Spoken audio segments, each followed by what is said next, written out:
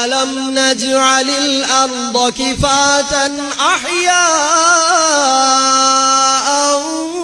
വഅംവാതാ وجعلنا فيها رواسي شامخات وأسقيناكم ماء فراتا ويل يومئذ للمكذبين. ഒരുപക്ഷേ പാരായണം ഇങ്ങനെ പാരായണം ചെയ്തതുകൊണ്ട്, ഇതിനേക്കാൾ നന്നായി പാരായണം ചെയ്യുന്ന ആൾ പാരായണം ചെയ്താൽ ഇതിനേക്കാൾ നിങ്ങൾ എന്ത് ചെയ്യും? നിങ്ങൾക്ക് ആസ്വദിക്കാൻ കഴിയും, നമുക്ക് ആസ്വദിക്കാൻ കഴിയും, ചെയ്യുന്ന ആൾക്കും കേൾക്കുന്നവർക്കും ആസ്വദിക്കാൻ കഴിയും. പക്ഷേ ഇതിലപ്പുറം ഒന്നുകൂടെ ആസ്വദിക്കാം ഈ വചനത്തെ. ഇതിന്റെ അർത്ഥതലം അറിയുന്ന ആളുകൾ ഒന്നുകൂടെ ആഴത്തിലേക്ക്, ഭൂമിയെക്കുറിച്ച് തൗഹീദ് സംസാരിച്ചപ്പോൾ പലരും പലതും സംസാരിച്ചിട്ടുണ്ടാകാം. പക്ഷേ വിശുദ്ധ ഖുർആൻ ഭൂമിയെക്കുറിച്ച് സംസാരിച്ച ഈ ഒരു പ്രയോഗം പലപ്പോഴും കേൾക്കാറില്ല. എന്താണ് ഈ ചോദ്യം? എന്താണ് ഇതിന്റെ അർത്ഥഗർഭം? അലം നജ്അലിൽ അർദ കിഫാതാ, ഭൂമിയെ നാം പാകതയുള്ളത്, ഉൾക്കൊള്ളുന്നത്, മതിയായത് ആക്കിയിട്ടില്ലേ? എന്തിന് പാകതയുള്ളത്? അർത്ഥം പൂർണ്ണമായില്ല.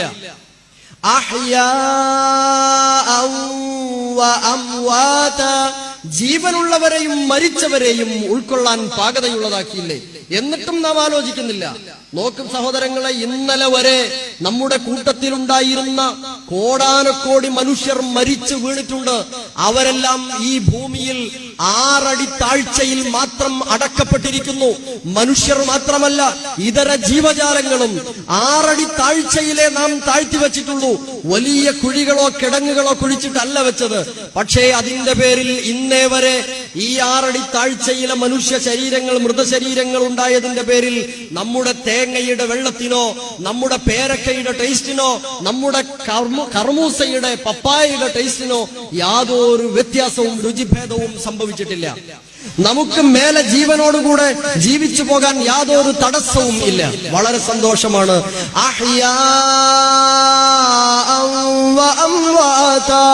ജീവനുള്ളവരെയും മരിച്ചവരെയും ഉൾക്കൊള്ളാൻ ഒരേപോലെ പാകതയുള്ളതായി ഈ ഭൂമിയെ സംവിധാനിച്ചിട്ടില്ലേ എന്ന ചോദ്യം ആശയതലത്തിൽ കേൾക്കുമ്പോൾ, അത് അർത്ഥമറിയുന്നതോടൊപ്പം തജ്വീദോടുകൂടെ കേൾക്കുമ്പോ എത്ര ഹൃദ്യമായിരിക്കും. പിന്നെ സൂറത്തുർ റഹ്മാൻ 55-ാം അധ്യായം, സൂറത്തുർ റഹ്മാനിലെ 31 പ്രാവശ്യം ആവർത്തിച്ചു വരുന്ന ഒരു സൂക്തമുണ്ട്. ഏതാണത്?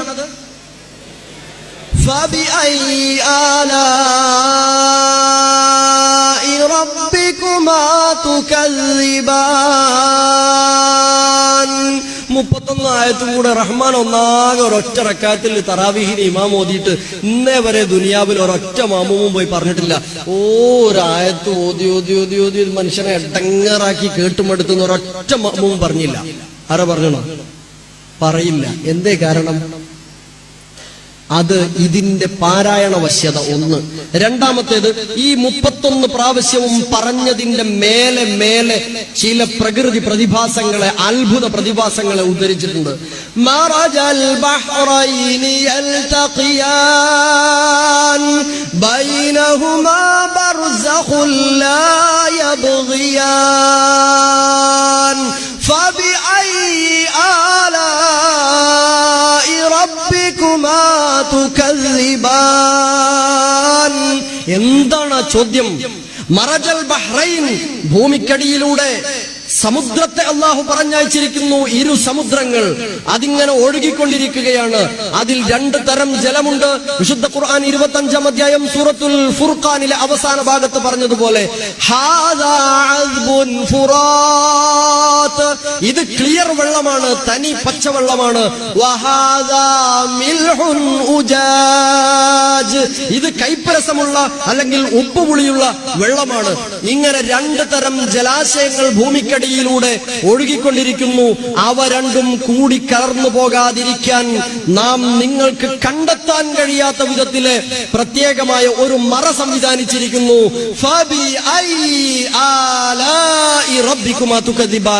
ഇനിയും എന്തേ അള്ളാഹുവിന്റെ ഏതേത് അനുഗ്രഹങ്ങളെയാണ് കൂട്ടരെ നിങ്ങൾ തള്ളിപ്പറയുന്നത് എന്നാണ് വിശുദ്ധ ഖുർആനിന്റെ ചോദ്യം.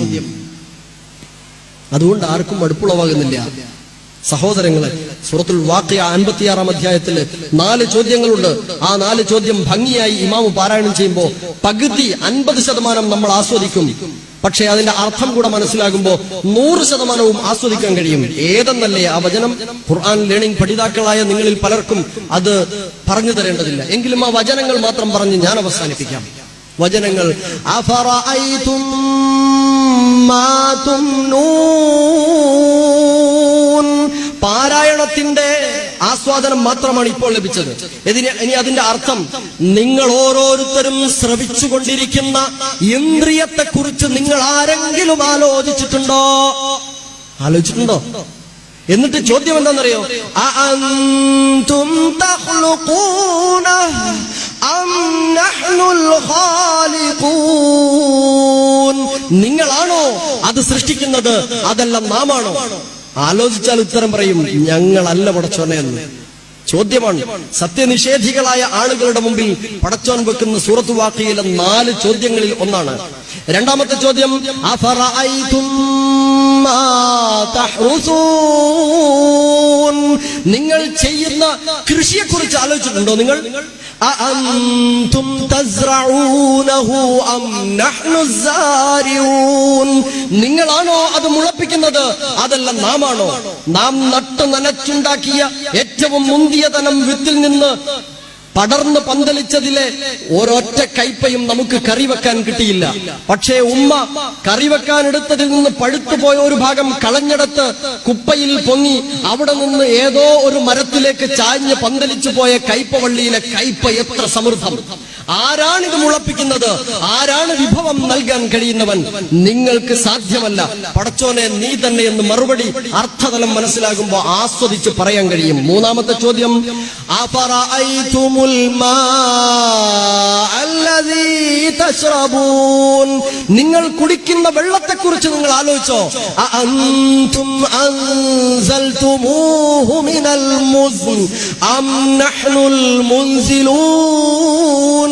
നിങ്ങളാണോ കാർമേഘങ്ങളിൽ നിന്ന് അത് പെയ്യിക്കുന്നവൻ, അതല്ല നാമാണോ? 2 ദിവസം മുമ്പ് മഴക്കാലത്തെ വേനൽ അനുഭവിച്ച് പ്രയാസപ്പെട്ടപ്പോ H2O എടുത്തിട്ട് വെള്ളമുണ്ടാക്കാൻ ആരെങ്കിലും ശ്രമിച്ചോ? സാധ്യമല്ലാത്തത് കൊണ്ട് അതിന് ശ്രമിച്ചില്ല.